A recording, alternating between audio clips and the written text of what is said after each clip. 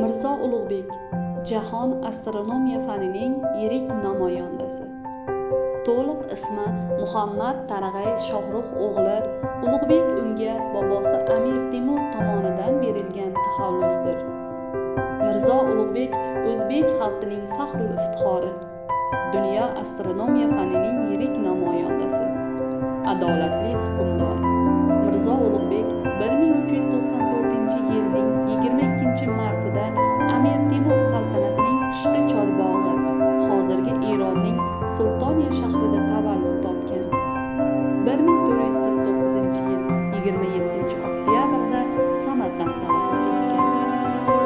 Otasi Shohrux, onasi G'iyosiddin Tarxon qizi Gavharshoh begim. Amir Temur suyukli nabirasi Muhammad Tarag'ayning go'dakligidan bilimdon ustozlar qo'lida tarbiyalanishiga alohida e'tibor qaratdi.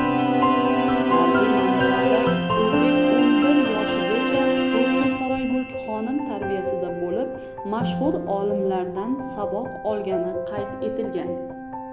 Ulug'bek bobosining saroydagi eng yirik allomalardan, jumladagi sayyoralarning 200 yillik harakat jadvallarini tuzgan Mavlona Ahmad va Qozizoda Rumiy kabi yetuk astronom va matematik olimlar ta'sirida ulg'aygan. Shuningdek, unga 4 yoshidan Orif Ozariy ham ta'lim bergan.